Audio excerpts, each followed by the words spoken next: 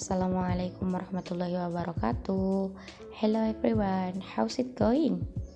I hope you are all fine.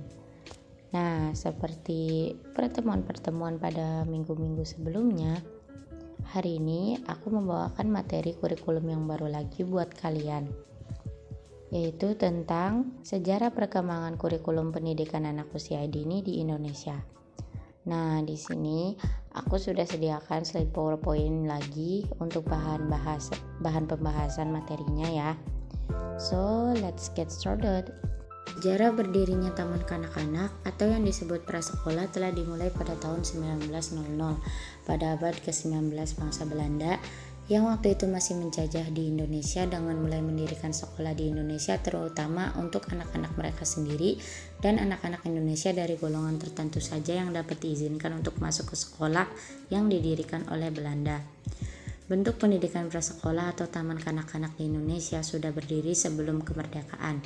Ini terbukti dengan berdirinya lembaga-lembaga pendidikan yang mengkhususkan perhatian terhadap usia kanak-kanak yang berdasarkan pada Undang-Undang Sistem Pendidikan Nasional Nomor 2 Tahun 1989. Jadi di sini sejarah berdirinya Taman Kanak-kanak itu dimulai pada tahun 1900 ya. Tentunya sejarah Taman Kanak-kanak ini tidak dapat dipisahkan dari Belanda ketika menjajah bangsa Indonesia.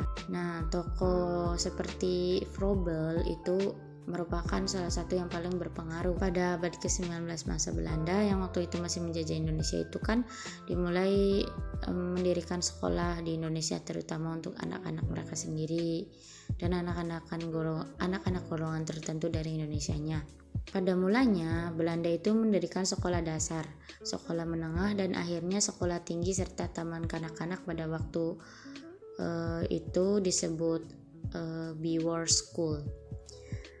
Yang berawal dari kata bewarn atau menitipkan. Usaha pendidikan anak prasekolah di Indonesia itu telah berlangsung sejak tahun 1914. Pada saat pemerintah Hindia Belanda membuka kelas persiapan yang fungsinya menyiapkan anak-anak masuk HIS dulu itu. Nama bentuk sekolah dasar di Indonesia pada masa penjajahan Belanda itu namanya HIS. Nah, sebelum Belanda meninggalkan Indonesia, itu sudah ada aliran untuk menghilangkan segala sesuatu yang tidak sesuai dengan budaya kita sebagai bangsa Indonesia. Aliran ini datang dari Bapak Pendidikan kita. Udah pada tahu kan Bapak Pendidikan bangsa Indonesia itu siapa? Yaitu Ki Hajar Dewantara. Pada tahun 1922, Ki Hajar Dewantara, seorang tokoh gerakan di lingkungan perguruan taman siswa, mendirikan Taman Indria, yaitu jurusan sarana pendidikan untuk anak prasekolah. Bersamaan dengan berdirinya Taman Indria, berdiri pula Taman Kanak-kanak dengan nama Bustanul Atfal yang disponsori oleh organisasi-organisasi Islam. Pada tahun 1941, sekolah-sekolah Froebel dilanjutkan dengan nama Taman Kanak-kanak. Hari lahirnya Taman Siswa yaitu tanggal 3 Juli 1922 merupakan hari penting untuk anak Indonesia karena dimulai dari hari itu anak Indonesia diakui haknya untuk tumbuh dan berkembang menurut bakat dan pembawaannya. Nah, bentuk pendidikan prasekolah atau taman kanak-kanak di Indonesia sudah berdiri sebelum kemerdekaannya. Ini terbukti dengan berdirinya lembaga-lembaga pendidikan yang mengkhususkan perhatian terhadap usia taman kanak-kanak yang berdasarkan pada Undang-Undang Sistem Pendidikan Nasional Nomor 2 Tahun 1989. Kemudian dijabaran dalam Peraturan Pemerintah Nomor 27 Tahun 1990 tentang prasekolah menyatakan bahwa bentuk satuan pendidikan dini meliputi taman kanak-kanak di jalur pendidikan sekolah, kelompok bermain dan penitipan anak serta bentuk sejenis di jalur pendidikan luar sekolah. Ini pengertian kurikulum sebenarnya udah aku bahas ya di video kurikulum yang pertama ya. Cuma pas itu aku nyebutin apa kata kurikulum itu berasal dari bahasa apa.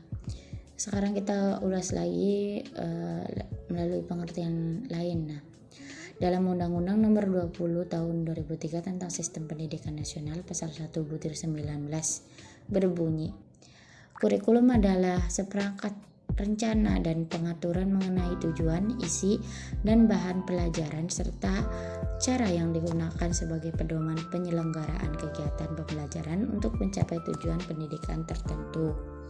Seperti itu menurut undang-undangnya ya. Ya itu mah buat inget-inget kembali aja. Oke. Sebelum masuk ke pembahasan tentang sejarah perkembangannya, alangkah baiknya kita ketahui terlebih dahulu tentang perkembangan pendidikan taman kanak-kanak ya, atau keberadaan pendidikan anak usia dini dan taman kanak-kanak dari zaman ke zaman lebih tepatnya. Di sini ada 3. Yang pertama zaman Belanda, yang kedua zaman Jepang, dan yang ketiga zaman kemerdekaan. Oke, pada zaman Belanda.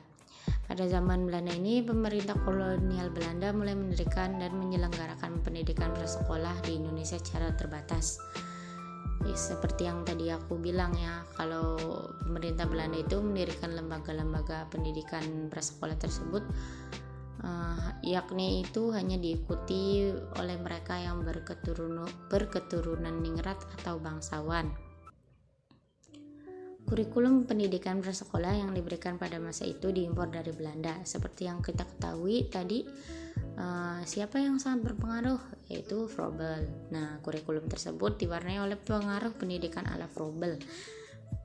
Kurikulum pendidikan Froebel ini sangat menekankan kepada penggunaan bermain dan kegiatan-kegiatan yang menyenangkan sebagai media belajar anak-anak. Pendidikan taman kanak-kanak dalam zaman Belanda dikenal sebagai Froebel School.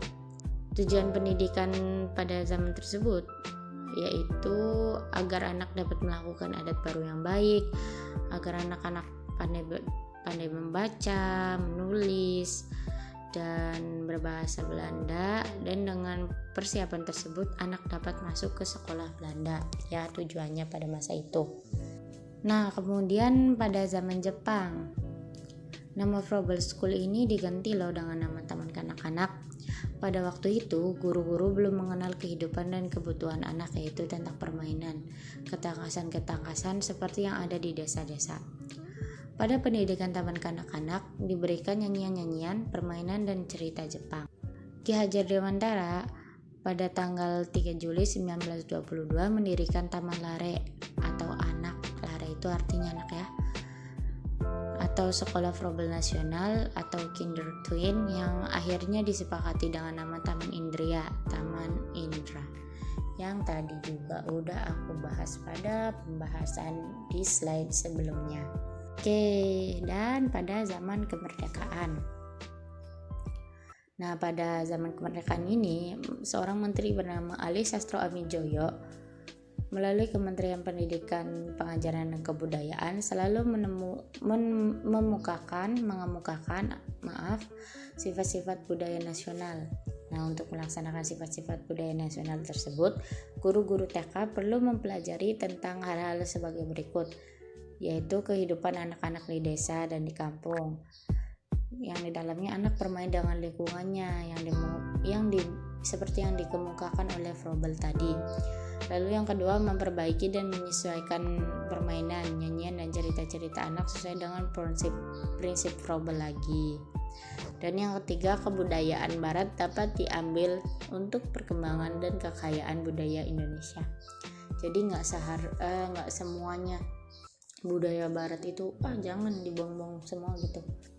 Oke, next. Nah, kita baru masuk ke sejarah perkembangan kurikulum taman kanak-kanaknya ya. Tapi di sini aku mencantumkan yang secara umum terlebih dahulu ya. Artinya cuma perkembangan kurikulum di Indonesianya aja gitu.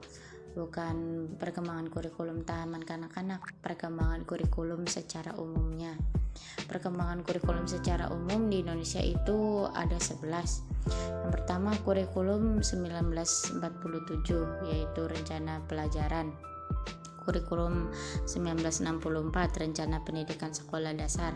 Kurikulum 1968 yaitu kurikulum sekolah dasar. Kurikulum 1973 yaitu kurikulum proyek perintis sekolah pembangunan atau PSP.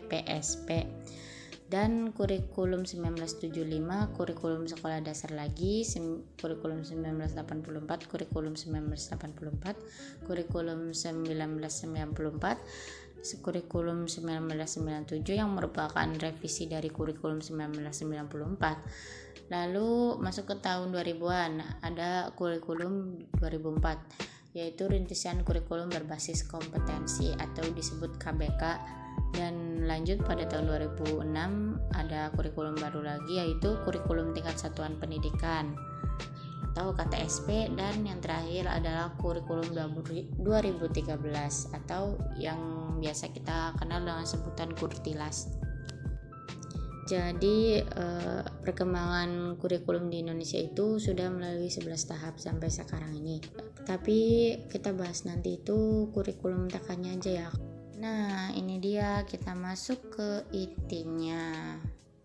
Perkembangan kurikulum PAUD di Indonesia. Di sini cuma ada 1, 2, 3, 4, 5, 6, 7. Nggak sebanyak tadi yang ada 11 ya. Jadi perkembangan kurikulum PAUD di Indonesia itu meliputi kurikulum 1964, kurikulum 1968, kurikulum 1976, kurikulum 1984, kurikulum 1994, kurikulum 2004, dan kurikulum 2006 yang disebut sebagai kurikulum tingkat satuan pendidikan tadi atau KTSP. Jadi perkembangan kurikulum PAUD di Indonesia ini berawal pada tahun 1964 hingga sekarang. Pada tahun 1964, kurikulum untuk PAUD lebih dikenal dengan rencana pendidikan yang mana menerapkan sistem pendidikan Pancawardhana, yaitu siswa diarahkan pada perkembangan menjadi manusia Pancasila yang bertanggung jawab sehingga terselenggaranya masyarakat yang adil dan makmur. Setelah kurikulum 1964 ini, pemerintah membenahi kurikulum pada tahun 1968 dengan adanya pedoman resmi bagi penyelenggaraan pendidikan taman kanak-kanak di Indonesia. Hal ini dilakukan pada bidang pendidikan, khususnya pada pendidikan prasekolah sebagai upaya pembenahan dan peninjauan konsep dan praktek penyelenggaraan pendidikan prasekolah di Indonesia. Selanjutnya, 8 tahun kemudian, tepatnya pada tahun 1976, melalui keputusan Mendikbud nomor 054 tahun 1977 pasal 6 menjelaskan bahwa pendidikan agama pada pendidikan taman kanak-kanak diintegrasikan ke dalam bidang pengembangan pendidikan moral Pancasila. Bahasa daerah dijadikan sebagai bahasa pengantar dan persiapan membaca, menulis, dan berhitung untuk persiapan anak masuk sekolah dasar dan pendidikan skolastik. Nah, pada tahun 1976 yang disempurnakan lagi pada tahun 1984. Dari kurikulum 1976 ini direvisi atau diperbaiki lagi pada tahun 1984, yang mana pendidikan TK disesuaikan dengan bakat, minat, kemampuan, dan kebutuhan supaya siswa lebih mudah bergerak dan dapat memilih kegiatan sesuai dengan kebutuhan, minat, dan kemampuan mereka. Sehingga pada tahun 1984 ini pembelajaran lebih menekankan pada aktivitas yang berorientasi pada cara belajar siswa aktif atau CBSA.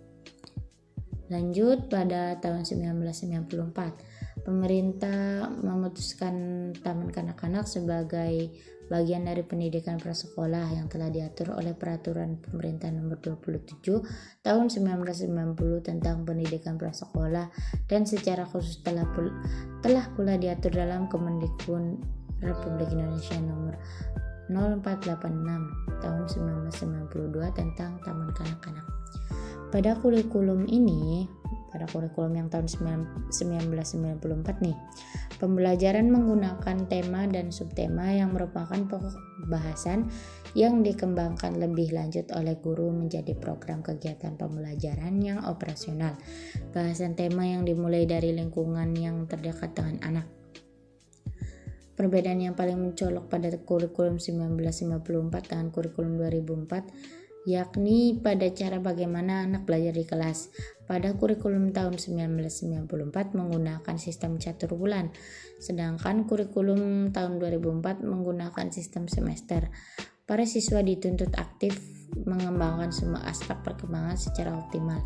Pada dasarnya, guru tidak hanya bertindak sebagai fasilitator, yaitu orang yang memberikan fasilitasnya gitu ya. Namun guru juga sebagai motivator, memberi motivasi dalam pembelajaran.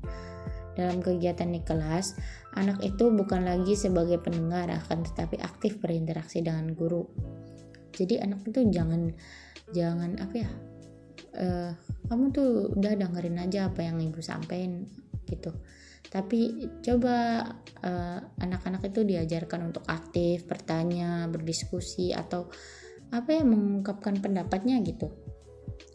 Selanjutnya pada tahun 2010 pemerintah menerbitkan Standar Nasional Pendidikan Anak Usia Dini nomor 58 tahun 2010. Pengembangan kurikulum pada tahun ini dikenal dengan kurikulum tingkat satuan pendidikan atau KTSP. Yang itu sebenarnya kurikulum 2006 ya, cuma baru diterbitin sama pemerintahnya itu pada tahun 2010 buat PAUD-nya itu. Nah, pada kurikulum tingkat satuan pendidikan ini lebih mengacu pada Standar Nasional Pendidikan atau SNP.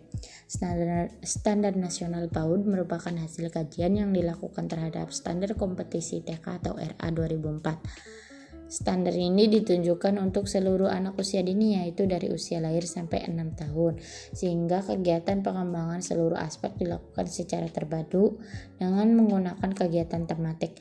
Adanya perubahan kurikulum tidak hanya berubah secara label saja, namun juga diiringi dengan perbaikan sistem pendidikan PAUD khususnya agar anak usia dini dapat mencapai perkembangan secara optimal. Oke, seperti itu ya pembahasannya. Bisa dimengerti? Aku ragu karena aku ngomongnya berlibat-libat sekali, mohon maaf. Mengapa ya, padahal aku sering bikin video. Tuh kan, astagfirullahaladzim. Aku tuh sering bikin video sebelum latihan tuh lancar ngomongnya, tapi kalau udah record suara maupun record video itu pasti aja lidahnya tuh kayak keseleo gitu. Kenapa ya? Kayaknya mah harus minum temulawak. Apa sih, udah nggak jelas. Pokoknya segitu dulu ya pembahasan kali ini. Mohon maaf lidahku berbelit-belit seperti biasanya, omonganku terburu-buru, kalimat-kalimatnya susah dimengerti. Ya Allah, mengapa ya? Padahal ini tujuannya buat mengedukasi ya, tapi akunya sendiri seperti kurang edukasi. Mohon maaf. Oke, terima kasih sudah menonton videonya. Sampai ketemu di video selanjutnya. See you on the next video. Wassalamualaikum warahmatullahi wabarakatuh.